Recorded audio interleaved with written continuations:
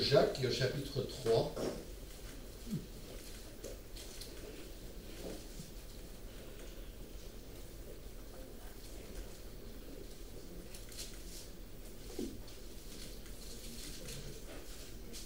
Donc Jacques chapitre 3, après dimanche dernier, on était dans le chapitre 3, les premiers 11-12 versets. Et bien sûr, le thème, c'était la langue, et cette langue qui nous distingue de toutes les autres créatures du monde, cette langue qui nous permet de parler, de communiquer les uns avec les autres. C'est unique chez nous, et en même temps, ça nous pose beaucoup de problèmes. Mais je veux relire le verset 1, parce que je n'ai rien dit sur le verset 1, et puis ensuite nous passerons au verset 13. Donc le verset 1 dit « Mes frères, qu'il n'y ait pas parmi vous un grand nombre de personnes qui se mettent à enseigner, car vous savez que nous serons jugés plus sévèrement. » Et ensuite, verset 13, il dit « Lequel d'entre vous est sage et intelligent, qu'il montre ses œuvres par une bonne conduite avec la douceur de la sagesse. Mais si vous avez dans votre cœur un zèle amer et un esprit de dispute, ne vous glorifiez pas et ne mentez pas contre la vérité. Cette sagesse n'est point celle qui vient d'en haut, mais elle est terrestre, charnelle, diabolique. Car là où il y a un zèle amer et un esprit de dispute, il y a du désordre et toutes sortes de mauvaises actions. La sagesse d'en haut est premièrement pure, ensuite pacifique, modérée, conciliante, pleine de miséricorde et de bons fruits, exempte de duplicité et d'hypocrisie. Le fruit de la justice est semé dans la paix pour ceux qui recherchent la paix.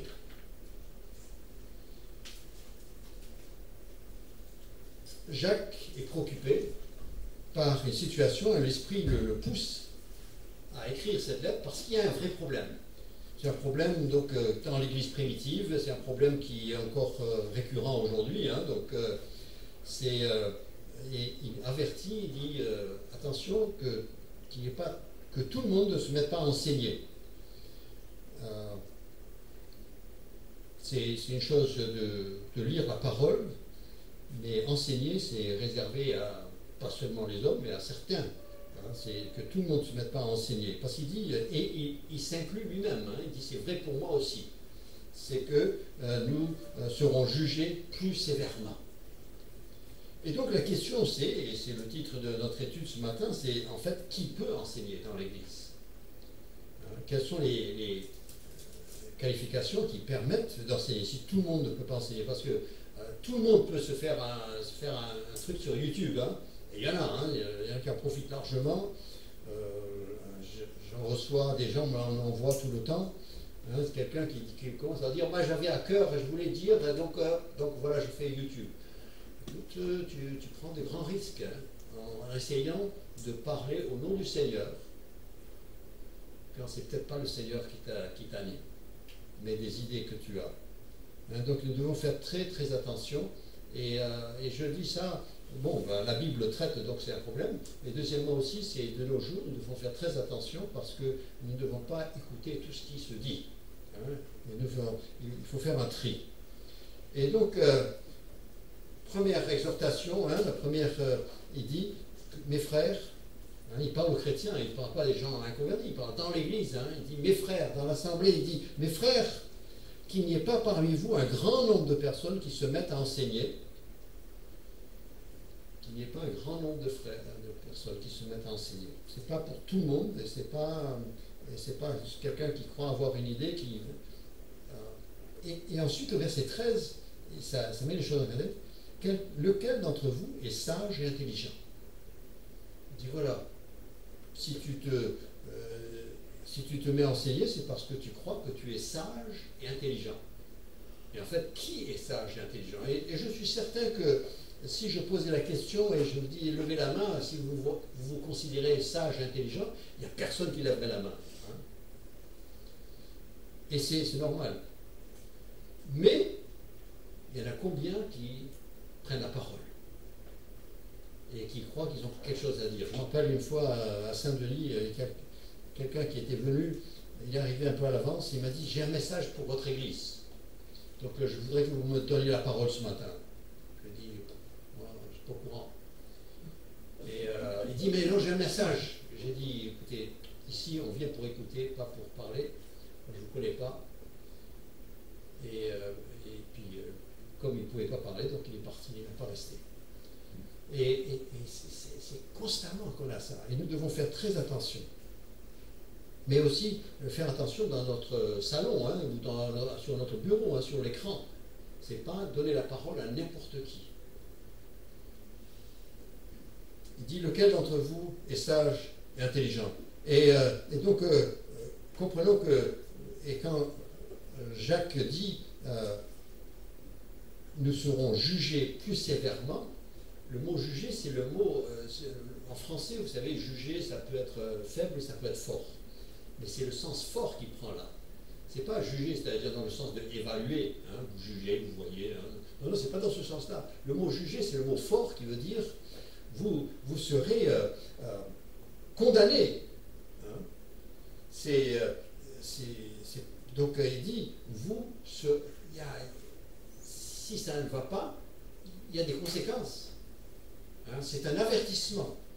Et donc nous devons faire très attention lorsque nous prenons la parole et lorsque nous enseignons que c'est bien de la part du Seigneur. Parce que celui qui se met à enseigner dans l'Assemblée, eh bien en fait, il se présente comme représentant de Dieu et qui parle pour Dieu. Et s'il n'est pas, s'il est plus animé par des ambitions personnelles ou par des idées personnelles plutôt que par Dieu, eh bien, c'est pas seulement c'est pas bon, mais il demande un jugement sur lui-même. Hein, et la parole est claire, même dans l'Assemblée. Hein, c'est comme, vous savez, c'est quand il parle de la scène, de la table du Seigneur, hein, celui qui le fait indignement, eh bien, il y a un jugement. Eh bien, prendre la parole à la place de Dieu et se présenter pour Dieu, ça peut apporter du jugement aussi. Et c'est très important, c'est sévère. Et je dis ça moi-même, et je me regarde moi-même. Hein.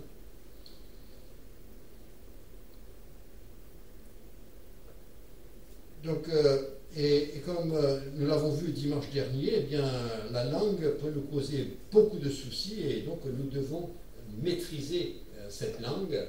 Hein, et savoir qu'elle est animée non pas par le cœur pécheur de l'homme, mais par l'Esprit de Dieu qui est dans l'homme, hein, dans l'enfant de Dieu. J'étais intéressé de trouver dans Ecclésiaste, vous savez, Ecclésiaste c'est Salomon, hein, Salomon le vieillard. Hein, il a vécu toute une vie et il a fait ses erreurs, et dans l'Ecclésiaste, c'est l'homme, le vieillard qui parle. Et voilà ce qu'il dit de la bouche. Il dit, ne permets pas à ta bouche de faire pécher ta chair. Et ne dis pas, en présence de l'envoyé, que c'est une advertance. Tu n'as pas fait exprès. Non, il dit, tu es responsable pour tout ce que tu dis. C'est Ecclésiaste 5.5. Et il dit surtout, hein, et je lis les derniers versets que nous avons vus le dimanche dernier, hein, donc les versets 11, il dit, la source fait-elle jaillir de la même bouche, de même ouverture, l'eau douce et l'eau amère? Un figuier, mes frères, peut-il produire des olives, et une vigne des figues? De l'eau salée ne peut pas non plus produire de l'eau douce. Il est en train de parler, il dit, celui qui va prendre la parole, il dit, ça ne peut pas être une personne qui, pendant la semaine, c'est de l'eau amère, et puis après, il se présente dimanche et il a de l'eau douce. Il dit, ça n'existe pas. Si, il dit, c'est la source, elle produit toujours la même eau. Et dans celui qui veut enseigner, peut-être arrive-t-il à composer quelque chose de juste même, hein, dans la parole de Dieu, peut-être même il dit des choses exactes, mais le Seigneur dit, mais si dans la semaine, ces œuvres ne correspondent pas à la vie chrétienne, ou à la maison, eh bien, il n'a pas le droit de parler. Regardez ce qu'il dit. Lequel d'entre vous est sage et intelligent? Qu'il montre ses œuvres par une conduite avec la douceur de la sagesse.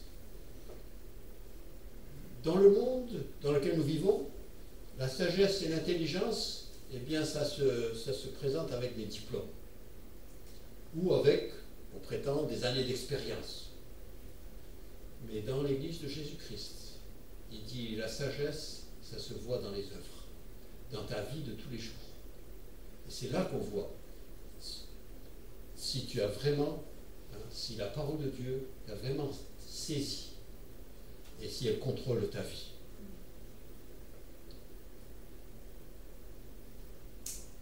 Donc la grande question, c'est qui est sage et qui est intelligent, et qui a le droit de prendre la parole dans l'assemblée des chrétiens. Et vous remarquez qu'il ne fait pas référence à aucune ancienneté dans la foi. Il dit celui-là il est chrétien depuis longtemps, donc il a le droit de... Il dit non, ça ne vient pas de ça. C'est pas parce que c'est comme si je dis mais moi ça fait 8 ans que je suis à l'école. Et oui, mais si tu es toujours au préparatoire, là c'est... il dit, il y avait un prédicateur qui dit, la personne disait, il dit, moi ça fait 10 ans que je suis à l'église. Il dit, oui, mais tu es toujours en première année. Tu n'as pas fait de progrès. Tu n'es pas en mesure d'enseigner. Tu n'as pas progressé. Ce n'est pas les années qui sont importantes. Il ne dit pas, c'est pas ton expérience chrétienne. Ah oui, le Seigneur, une fois, il m'a fait... Et il y en a qui vont très loin, qui essaient de vraiment se donner des privilèges parce qu'un jour, le Seigneur a fait quelque chose, ils prétendent même un miracle. Où le Seigneur a pourvu, le Seigneur m'a guidé, et donc après, dorénavant, pendant 25 ans, ils ont le droit de parler. Absolument pas. Certains, ici, c'est leur capacité de pouvoir citer les passages bibliques. Bon, j'en ai connu qui connaissaient la Bible beaucoup mieux que moi. Mais à côté, j'ai assisté à sa condamnation au jugement pour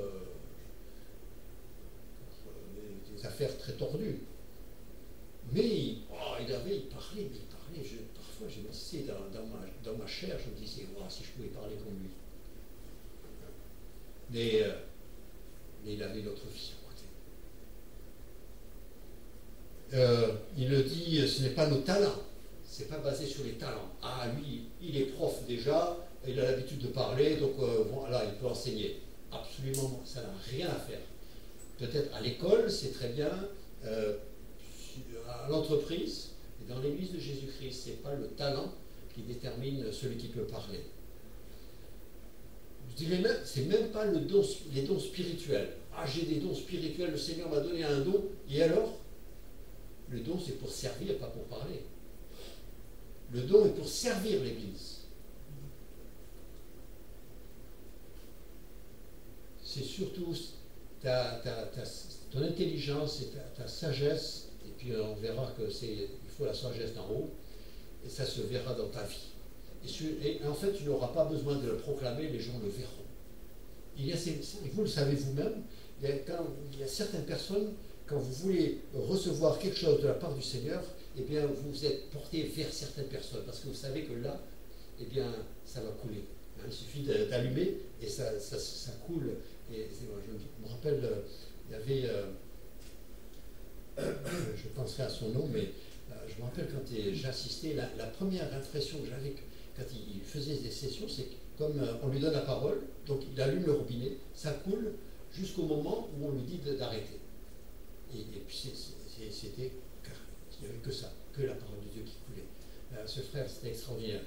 Et ça m'a vraiment marqué. Mais ce sont des personnes qui, on ne peut pas donner ce qu'on n'a pas.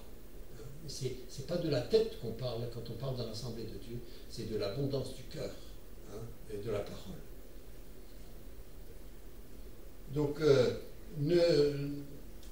n'essayons pas de faire valoir autre chose. Il dit qu'il montre ses œuvres par une bonne conduite et avec la douceur de la sagesse. Quand je pense à l'incarnation de la douceur de la sagesse, c'est Jésus-Christ, n'est-ce pas?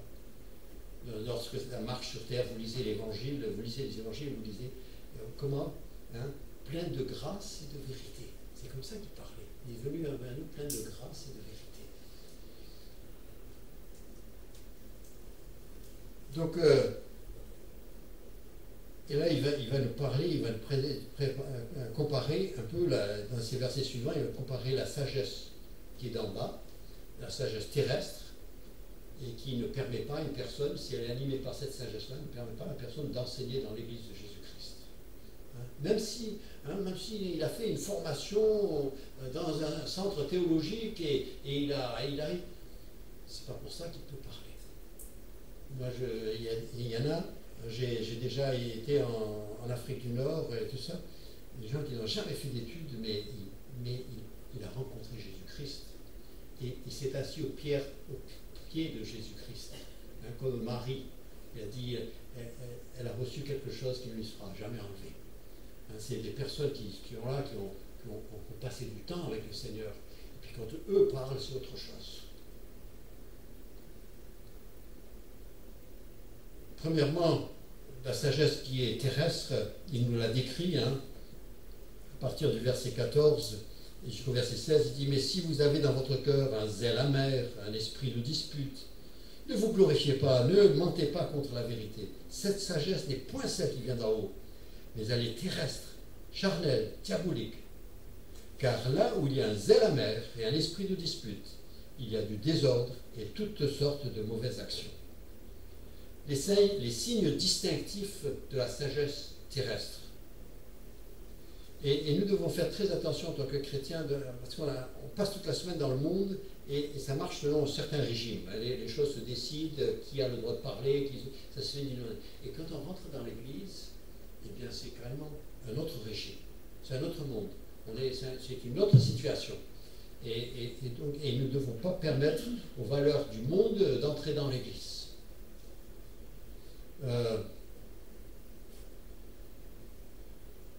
Vous remarquerez que dans tous ces signes qui sont mentionnés là, eh bien, ce n'est pas des choses qu'un chrétien met en avant. Vous n'allez jamais trouver dans une assemblée quelqu'un qui dit « Moi, j'ai un zèle amer et je voudrais prendre la parole. » Jamais entendu ça. Et pourtant, ça existe. Et cette personne, finalement, elle va essayer de présenter un autre côté alors que le zèle amer existe. Et il dit, non, si le zèle amer existe, eh bien, c'est que c'est la sagesse terrestre qui règne. L'orgueil, personne ne va dire, je suis orgueilleux et donc je veux parler, je veux enseigner. Ça ne se dira pas. Mais combien enseignent par orgueil? Il dit, moi, je peux parler aussi bien que lui. Moi, en fait, je peux mieux parler, je peux dire des choses plus intéressantes, plus intelligentes que lui. Peut-être que tu peux dire des choses plus intéressantes, mais ça ne vient pas de Dieu. Lui, il parle simplement, mais depuis de ce qu'il a reçu du Seigneur.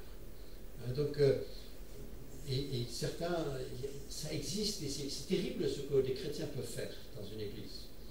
Et on est là, c'est pour s'évaluer soi-même, pas pour penser à quelqu'un d'autre, mais on est là parce que l'un peut estimer qu'il est supérieur parce qu'il a un don, parce qu'il a un talent, parce qu'il a une expérience, parce qu'il y a des gens qui lui ont fait des compliments, alors tout d'un coup il croit qu'il a des capacités, et nous devons faire très attention. Et puis parfois, il a envie de parler parce qu'il voit un concurrent, et ça n'existe pas dans l'église des concurrences. Parce que normalement, c'est l'Esprit de Dieu qui anime. Et donc, peu importe qui l'Esprit utilise, ce que je veux savoir, c'est ce que l'Esprit a à dire à l'église. Et pas seulement ce que la personne peut penser sur un sujet. On n'est pas dans une assemblée de copropriétaires. On est dans une assemblée de Dieu. On ne veut pas retrouver dans l'Église ce qu'on rencontre partout dans le monde. Donc un zèle amer, il dit surtout pas un zèle amer. Le zèle amer, en général, quand on l'a, on essaie de le garder caché. Hein, parce qu'il dit un zèle amer dans son cœur. Hein, donc c'est pas exprimé. Il provient de pensées cachées dans le cœur, où on est un peu jaloux de la réussite de quelqu'un. Pourquoi est-ce qu'on a, lui, on lui donne attention et puis moi, on ne me donne rien.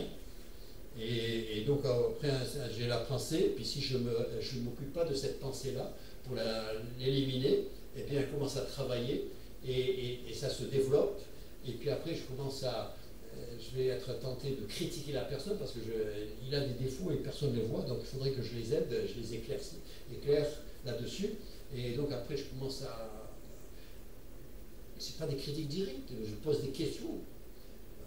Et puis je sème le doute et ça empoisonne une vie d'église. Comment peut-on feindre de se réjouir que le Seigneur bénit quelqu'un alors que dans son cœur on a de l'envie, de la jalousie? Vous savez, quand nous faisons cela, eh bien nous remettons en question la volonté du Saint-Esprit. Parce que le Saint-Esprit donne à qui il veut. Et donc le Saint-Esprit agit dans les cœurs et il donne à un don. Hein, il peut lui donner un don qui est visible et puis à d'autres il a un don qui est vraiment pas visible. Hein. Ce que votre pouce fait, tout le monde peut voir, hein, mais ce que fait votre estomac, heureusement que personne ne peut le voir. Mais c'est important aussi. Hein, et tous les membres ont leur place. Et donc, si j'ai un problème et je suis jaloux, c'est que je n'accepte pas le choix du Saint-Esprit. Le Saint-Esprit, c'est Dieu. Et je suis en train de rejeter la volonté de Dieu. Quand je rejette la volonté de Dieu, je ne suis pas en communion avec Dieu. Et alors, ça crée de gros problèmes. Donc, je dis tout ça, c'est pas pour qu'on regarde les autres, c'est pour qu'on s'évalue soi-même, mais s'assurer constamment. J'ai dû beaucoup prier avant de parler ce matin. Un esprit de dispute. Il parle des disputes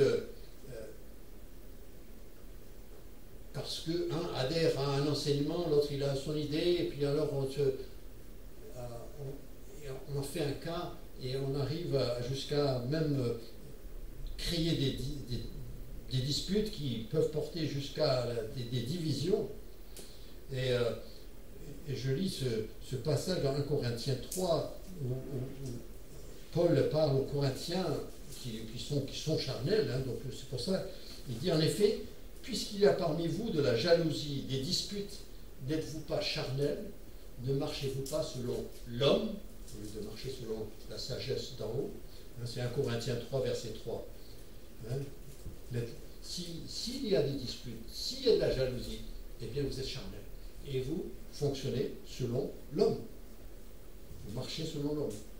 Regardez, vous êtes dans Jacques, regardez le chapitre 4 et les versets 1, c'est terrible ce qu'il dit. Il est en train de parler des chrétiens. Hein. Il dit, d'où viennent les luttes, d'où viennent les querelles parmi vous? N'est-ce pas de vos passions qui combattent dans vos membres? Vous convoitez et vous ne possédez pas, vous êtes meurtrier et envieux et vous ne pouvez pas obtenir.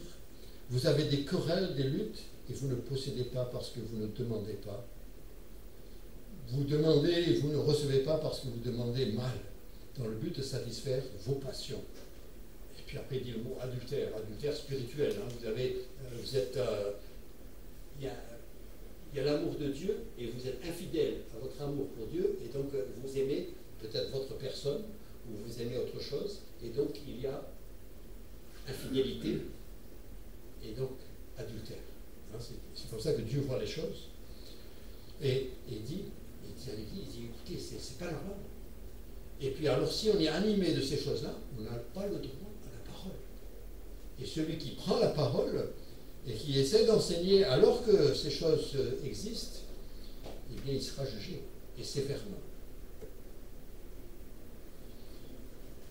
je continue, il dit, ensuite, troisièmement, il parle de la sagesse.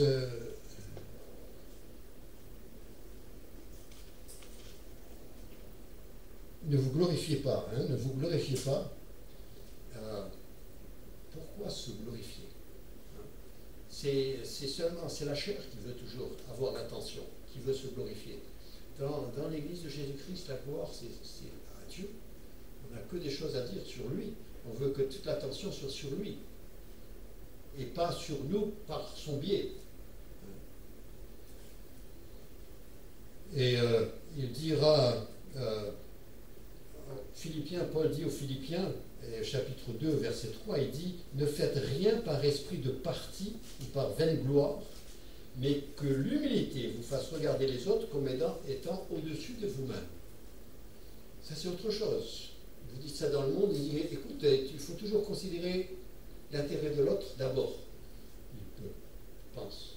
Dans le monde, c'est toujours moi d'abord, et puis après, s'il en reste pour toi. Hein, mais il dit, dans l'Église, c'est pas comme ça. Il dit, cherche d'abord à comprendre l'autre. C'est pas défendre ta pensée, ta position, tout ça, à tout prix.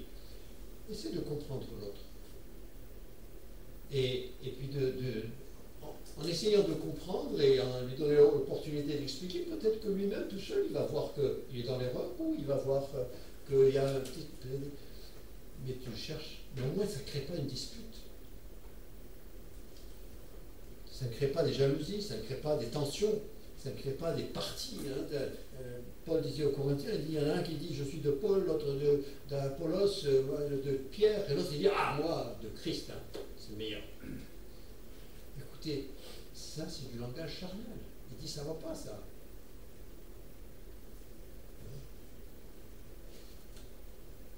Et puis après il parle du mensonge. C'est extraordinaire quand même, dans une église, il parle de ceux qui enseignent, et il dit il y a un problème même de mensonge. Il dit vous mentez contre la vérité. Vous savez, quand on est jaloux, quand on est dominé par l'égocentrisme, ça peut nous amener au point où on va contredire toute déclaration que fait une autre personne. Et je parle dans le domaine spirituel. Hein. Il dit, dès que ça ne correspond pas à ce que lui veut, tout de suite, il trouve les critiques. Il y a cette tendance, parfois, pour avoir de l'attention, pour avoir le droit à la parole, on va chercher quelque chose, une nouvelle pensée, une nouvelle interprétation, on va essayer de trouver quelque chose que personne n'a remarqué, et on va le... Mais le but, c'est pas d'aider les chrétiens à mieux connaître Dieu, c'est de montrer, ah tu vois ce que j'ai trouvé, moi, j'ai trouvé quelque chose, un bijou. Et je passe des heures à expliquer ce bijou. Il dit, c'est pas ça l'attitude, celui-là ne doit pas enseigner. Si ton but, c'est de trouver quelque chose qui va fasciner, ça va pas... Et il y en a des choses, hein. Vous lisez les livres théologiques, il y a de quoi fasciner, mais détourner. Et combien sont ceux qui, en étudiant la théologie, se sont détournés de la Bible? Parce que c'est leur fascination intellectuelle qui a pris le dessus, et pas leur relation avec le Seigneur. C'est ce genre de personnes qui... immanquablement, dès que quelqu'un fait une déclaration ou quelque chose, tout de suite il va ajouter un petit quelque chose, il dit je ne suis pas complètement d'accord avec toi, et voilà, et puis il va ajouter un petit quelque chose. Pourquoi est-ce qu'ils ajoutent? Parce que vraiment il y a un problème, parce que ce que la personne dit ne glorifie pas le Seigneur, ou parce qu'il veut se faire remarquer par un petit quelque chose supplémentaire. Hein? Vous savez, c'est insidieux, c'est la chair, elle se présente par toutes sortes de manières. Et là où il y a des humains, la chair va paraître, va essayer de paraître. Et ces genres de personnes, ils ne sont jamais les premiers à dire quelque chose, mais dès que quelqu'un dit quelque chose, ils disent je ne suis pas d'accord avec toi, et puis ils vont ajouter quelque chose. Même sur les choses spirituelles. Mais si ce qu'il a dit c'est bien, si ça glorifie le Seigneur, eh bien dis Alléluia, Amen, et continue avec sa pensée. Il n'y a pas besoin d'attirer l'attention sur toi-même.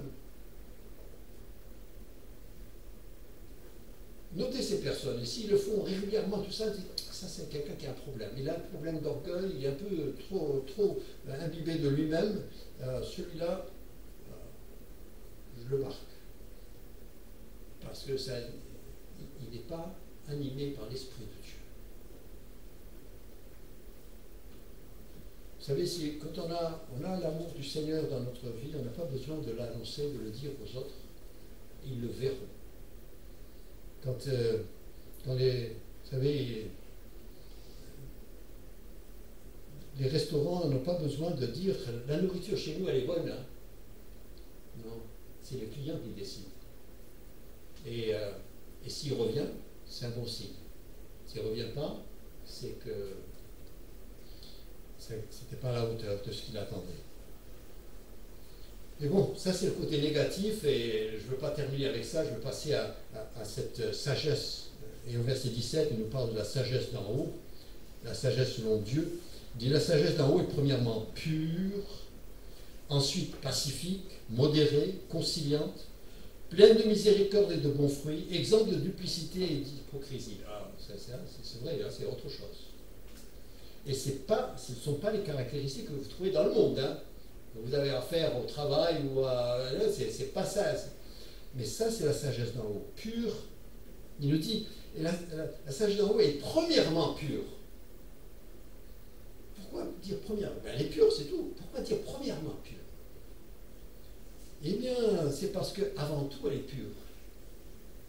Et le fait qu'elle soit pure, ça détermine tout le reste. Il n'y a aucun moment où elle n'est pas pure. Et tous les autres sont un peu... dépendent du fait qu'elle est pure. La sagesse d'en haut est pure, moralement pure. Elle est immaculée, elle n'a pas de défaut. Hein, elle est intègre. Elle ne peut pas être autre chose que ce que Dieu est.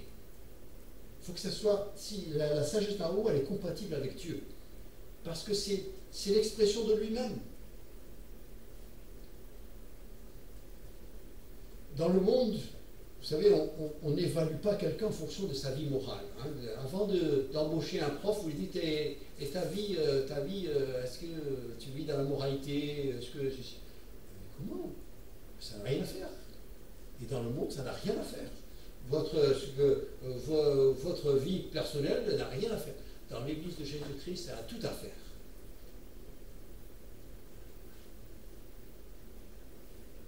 Dans le monde, c'est basé sur des diplômes. Donc la vie morale n'a pas d'importance. Dans l'Église de Jésus-Christ, il faut que, ce n'est pas moral seulement dans le sens, mais aussi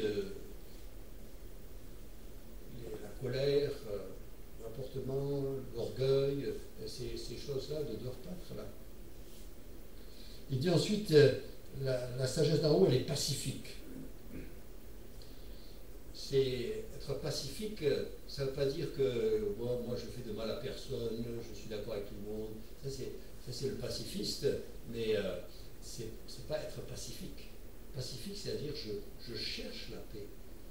D'abord avec Dieu et avec mon prochain. Je fais tout pour avoir la paix. Pas à n'importe quel prix, mais je recherche la paix.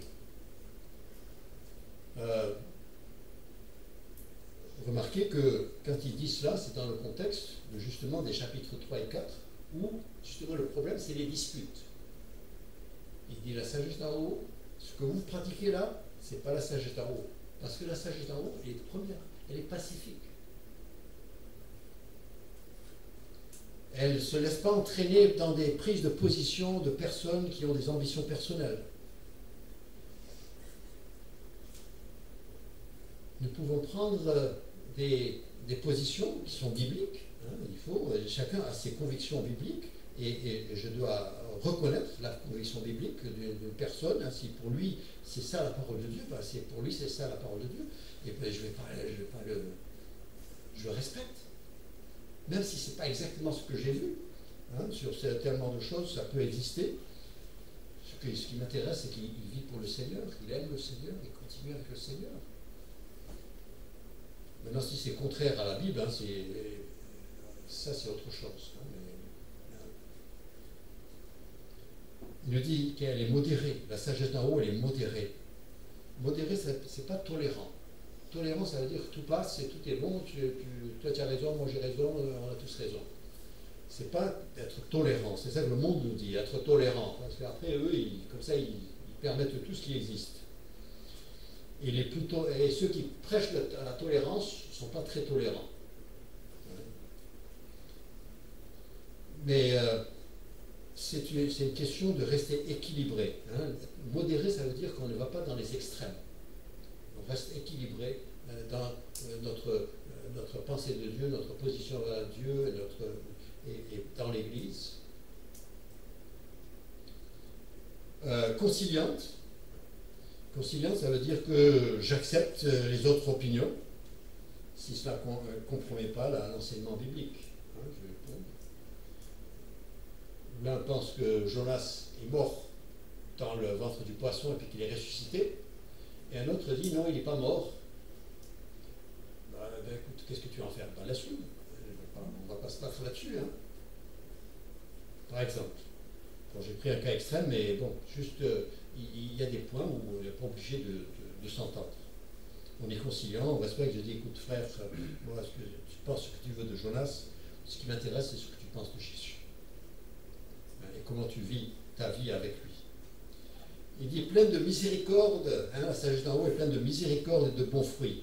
C'est-à-dire, elle pardonne généreusement. Celui qui enseigne mais qui a du mal à pardonner, il y a un problème là, je ne sais pas, il y a une contradiction là. Pardonne généreusement et cherche à servir. Hein, celui qui est plein de miséricorde, il suffit de regarder Jésus, il dit moi je suis venu pour servir. Et alors que lui était l'incarnation même de la sagesse. Vous lisez Proverbes chapitre 4, il parle de cette sagesse et Jésus était l'incarnation de cette sagesse. Et eh bien, il était là pour servir. Il a mis le comble à son amour et il a lavé les pieds de ses disciples, il nous dit à Jean chapitre 13. Le comble à son amour, il a lavé les pieds des disciples. Allez voir ça dans le monde. Mais la sagesse d'en haut, c'est comme ça. Ensuite, il parle pleine de miséricorde et de bons fruits, elle obéit facilement à la parole du Seigneur, elle ne résiste pas. Seigneur, tu l'as dit, c'est clair, c'est ça que tu as dit, donc je le fais. Ça me convient, ça ne me convient pas, ça change beaucoup chez moi, ça va me coûter, c'est pas important. Ce qui m'intéresse, c'est de vivre pour toi. Ça, c'est la sagesse d'en haut. Ensuite, il nous dit, à la fin, il nous dit exemple de duplicité et d'hypocrisie. La duplicité, c'est le fait d'avoir des préjugés, des préjudices, et d'avoir des idées préconçues. Et alors, je pense une chose, mais j'agis autrement. Hein, cette duplicité. Alors que le Seigneur nous dit, celui qui est animé par l'Esprit de Dieu, par la sagesse d'en haut, eh bien, il n'a pas des intérêts cachés qui sont en opposition avec la parole et avec l'enseignement de la Bible. Hein. Il n'est pas prêt à admettre ce qu'il recherche et il fait semblant d'être spirituel. Il dit non, la sagesse d'en haut, elle est là. Moi, je cherche la gloire du Seigneur. Et même si ça me coûte, même si, peu importe, si d'autres passent avant moi, eh bien, alléluia, gloire à Dieu, je suis content. Que Dieu soit glorifié. Et l'hypocrisie, eh bien, c'est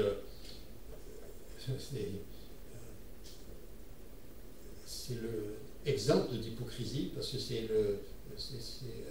c'est un seul mot dans le grec. On n'a pas en français l'opposé de l'hypocrisie. Mais en fait, c'est être vrai, être sincère, il n'y a pas de défaut déguisé. S'il y avait un pot d'argile, un pot de terre cuite, mais qui était fêlé, et alors des fois ils mettaient de la cire dedans pour cacher le défaut, et puis le vendaient pour du vrai, et bien là, ils disaient, les Grecs disaient, c'est pas sincère. C'est pas, il y a un défaut. Et donc, il nous dit aussi que la sagesse en haut, eh bien, elle n'essaie pas de cacher les défauts, mais elle essaie de les régler. Et ça, c'est ça qui caractérise. Il dit, qui peut enseigner? Et finalement, on commence à éliminer du monde. Hein. On commence à se demander si j'ose parler. Et Jacques termine avec le verset 18. Le fruit de la justice est semé dans la paix par ceux qui recherchent la paix. Voilà le contexte dans lequel que nous devons avoir dans l'Église. C'est